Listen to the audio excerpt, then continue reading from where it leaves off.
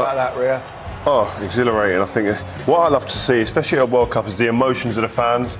You see all the people attached to their nations, what it means to them, the players, all united. And I think what today, that epitomised, that shows you how you play counter-attack football. A team that I thought showed a bit of lack of respect for the Mexican team, the Germans. They left big spaces, and this Mexican team exploited it with pace, and they was direct. When they won it, they played the ball forward and ran, and they hurt this German team. I mean, if they'd have been a little bit more decisive in the final third, like Cesc said, that could have been embarrassing for Germany. Absolutely, it happened time and time. It happened 5 or 6 times in the first half. It happened 2 or 3 times again in the second half. It was just their final pass or their effort at goal was lacking. It was an immaculate performance from Mexico. Just the one goal in the end. Lozano with the goal. Talked about him before the game, and well, what a moment for him, what a moment for his country. He'll be remembered forever for this. That play from Chicharito there, Hummel's running out with a one-touch and spin, a defender's nightmare. But here again, it was all about decision-making, what we said. They got it wrong up to this point, comes in, takes his time. The cool, calm composure we had to finish that off was fantastic, because all of us here thought the chance had gone. I know, where were the German defence? And quite frankly, who cares? To quote certain Barry Davis from way back when, of course, different sport. What a finish. Yeah, it was a hell of a finish. Yeah, that was the one time they did have the quality to punish them, because we were saying, weren't we, that they've got to take advantage of the chances that they were creating. They did on that occasion. Superb finish. But you know what? Hummels and Boateng, 2 vastly experienced defenders, winners. I wouldn't mind if the same thing kept happening all the way through the game. If there was inexperienced players, they're experienced. They see it happening. They have to drag people about. As the 2 centre-halves, you can see the whole picture of the game. You've got to tell your midfielders, get back in here, protect us. Fullbacks overcommitting too much sometimes, and we're getting caught time and time again with 3 players up the pitch. It was almost like Germany were 1-0 down playing the last 5 minutes of the game, but all the game. Yeah, they didn't read the game well, to be honest. I don't know if they were overconfident or because they really worked on it during the week, but definitely they were predictable. I don't think we've seen the best out of their top players, and that was the only disappointment from them. Lots of counter-attacks in the second half, as well as the first half. I mean, you could probably put 15 together with 36 shots in the match. I mean, I know Germany had a few. But this is staggering. There's the 2 fullbacks there, right? Now watch Boateng, the defence here. 2 Mexican players. Why isn't he screaming at one of those midfielders or one of those fullbacks, get back in here and give us some support, because it's going to be 2-on-2 here. He sees the whole game. A better pass there, than they're out of the game. It's incredible.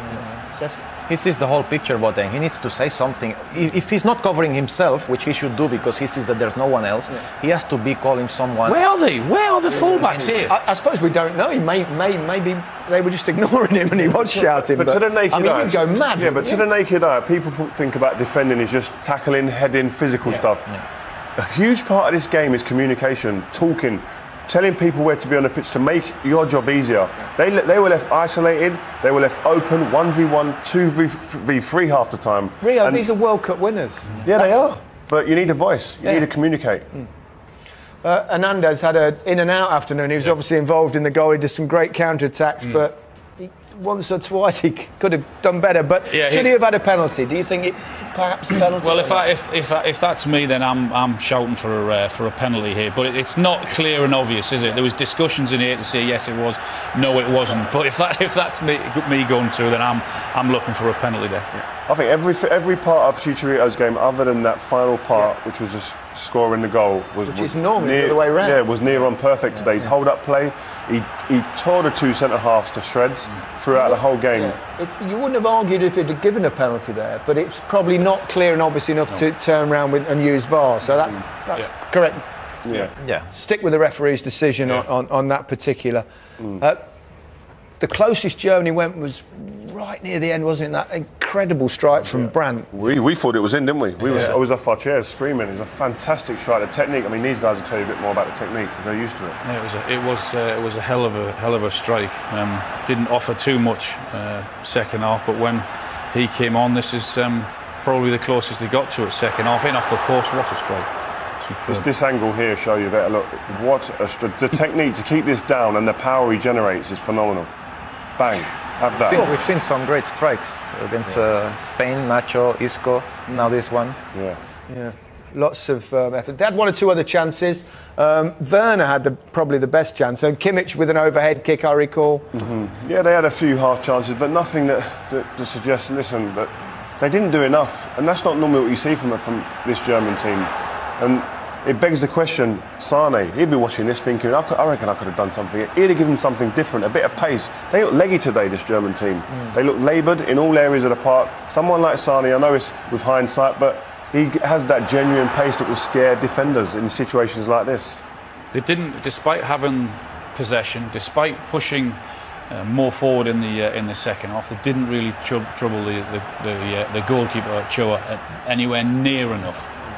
They were ponderous. They were going forward. It was a possession without ideas, without no intention, no creativity. It was poor.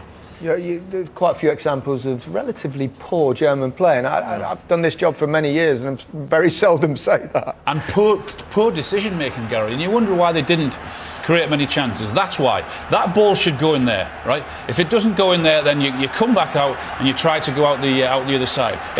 Exact same thing happens again.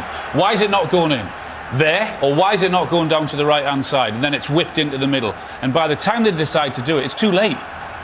Mexico have got all their players back. They're slow, poor decision making, not enough energy, and it happened so many times in that second half. There was no zip to the play here from Germany. Same thing again. Look, why can't he pass it there? Too many touches on the ball, and by the time they make a decision, they lose it. Too many times.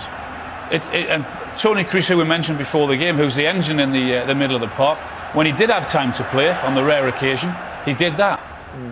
He tried. At least I can give him that he tried. You can see that he wants, that he cares. Obviously, it's not his day. It didn't come off, but at least he tries. You know, he needs also the players. I know because I play in that position. You need your players in front of you to have more movement. I didn't see that. I didn't see anything different. You could have. I don't know. Maybe we don't like him as much as before, Mario Gomez, but he gave something different at the end in crosses.